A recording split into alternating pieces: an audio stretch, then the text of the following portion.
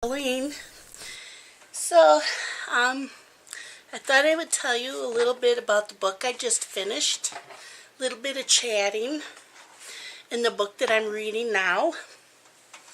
So I do have a funny story about my grandson. I know I talk about them a lot, but that's my life. I don't really go out and do anything. So, I get to their house this morning and Amber says they got him underwear, but he won't wear them. They put him on him. He took them off last night. He wouldn't wear them. So I said, okay. So Carson got up this morning and as usual come trotting down the hall, gives me a big hug. And he picks up the package of underwear and says, "These mine?" And I said, "Yes. Would you like to wear them?" He says, "Yes." I said, "Okay, let me go get your clothes. We'll get you changed." So I put the underwear on him and his clothes, and he wore them all day. Never gave me a problem.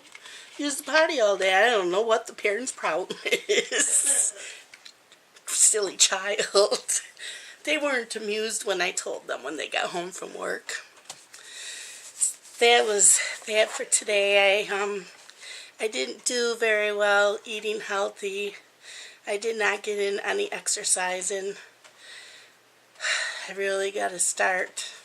I haven't even been drinking the 8 cups of water a day, so I'm doing really bad with that. So anyways. Oh, and then I got hooked on this game on my phone called Toy Blast that Dylan got me hooked on about a month or two ago. Yeah, 2 months ago, I think. So I've been playing that a lot. Stupid games. And been playing Sims too. Anyways, so I read The Fifth Petal by Brunonia Barry. I gave it 3.5 stars. And I got it from NetGalley for a review. I don't know when it gets published. I meant to look it up for you and I forgot. I'm sorry. So it's the second book of the Lace Reader series and it's set in Salem, Massachusetts. Salem's chief police is married to a lace reader and he investigates a 25-year-old triple murder of witches. They were all descended from accused Salem witches in the 1600s. And the story takes place now in 2014, but the murders took place in 1989. Callie is a daughter of one of the witches that was killed in 1989, and she was there when it happened, but she doesn't remember. And she was raised by nuns, and she had the witches that were murdered had a mother figure called Rose, and Callie was told that Rose was dead. And Callie came back, forgot what sent her back. She found out that Rose is not dead anyways. And she wants them to investigate really what happened.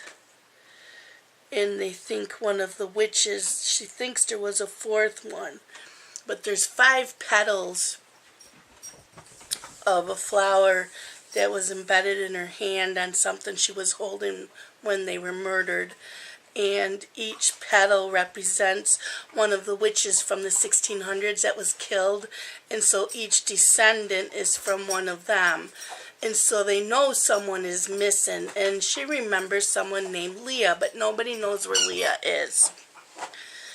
So it goes on with the investigation. I can't tell too much without spoiling it, but there was a few surprises that I didn't see coming and about Leah, and I was wrong about Leah, so that's all I will say about that. But I gave it a 3.5.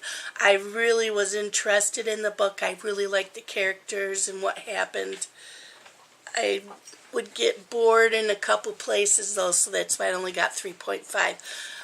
I did enjoy the story though. So, I would recommend it. If you like witches and the Salem witches, I would get that book. So then today I started The Husband's Secret by Leanne Moriarty.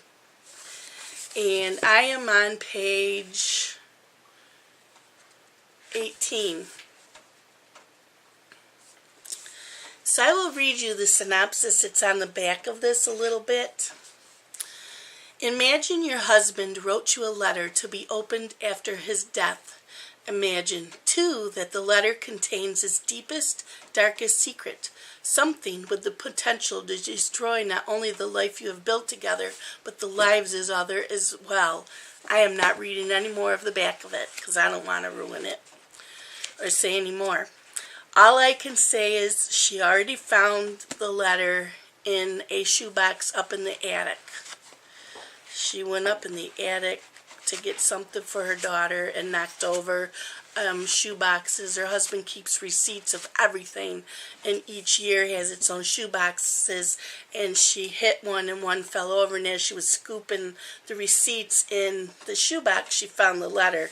So right now she's debating whether to read it or not, since he's not dead, and she can't imagine why he would write this and why he would not have given it to their lawyer instead of putting it in the shoebox, because to her she thinks she would have just thrown out all the shoe boxes if he'd have died, because what use are any of the receipts to her?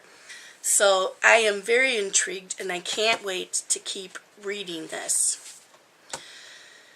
I've heard really good things about this, and I did read one of her other books, and I really liked it. What did I read? The Last Anniversary I read. That was really good, so I can't wait to read this one. Like I said, I'm only on page 18, so let me know if you've read The Fifth Petal. Let me know if you've read The Husband's Secret, and what you are reading. That's about it. I'm drinking. This is a Starbucks mug. I used to get one every year at Christmas time. I didn't get one this year. And I'm drinking gingerbread tea from Tivana. It's a loose tea. So, yeah, that's what I'm doing tonight. I'm already in my PJs. Makeup's washed off and drinking my tea and drinking. It's nasty out. It's raining. It's very windy. We have a wind warning. We had a winter warning today.